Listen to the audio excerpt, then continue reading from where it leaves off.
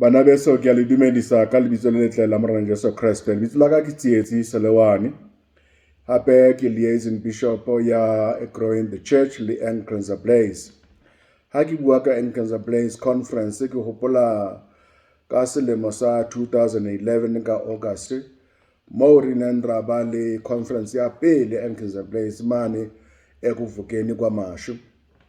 Jwale he ne re sa hopola ho hang gore ka nako ena re tla be re hloka space sa hore ha se sa kgone ho nka batho.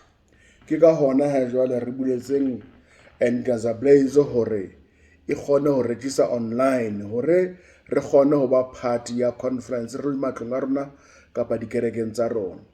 Jwale hore re etse jwale re tshwanetse re reke link, and link eno ke 75 rand motho a le mong.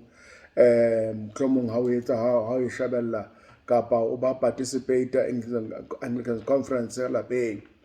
Empa he re kgothatsa hore batho ba reke dikereke le tsona tse bokellang batho di reke link ka o ya ka lenane leo batho ba ka kgonang ho ba le lona. Ha ke re mohlomong kereke e na le batho ba 20 be bang ba batla ho ba groupung eno, ko re kereke yena tla reka link ka 1000 rand.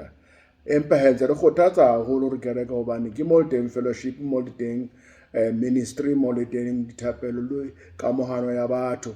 Le ha mpa COVID sa dumele empa tjhe kwana batho tla ba kgothatseha.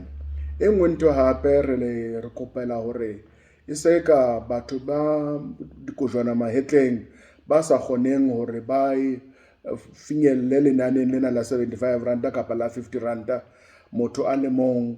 Empa e ka re kereke e ka nna ya ba mohau ho bona, ya ba lefella. E re ha ba reka link e reke link ka ho ya ka lenane leo batho bano ba bang ba ke party ya kereke eno ba leng yona, hore le bona jwale ba kgone ho utlwa monyetla wa ho ba part of the conference le ha bana ke ba kgona ka ntle ho tjhelete. Re hloka tjhelete hobane ke motsingana re COVID e entse hore batho ba hloke tjhelete. Jwale hore mosebetsi wa Modimo o tswele pele re hloka fela batho ba ka register ntle bohle. Modimo a letsa hantle. Kgotso.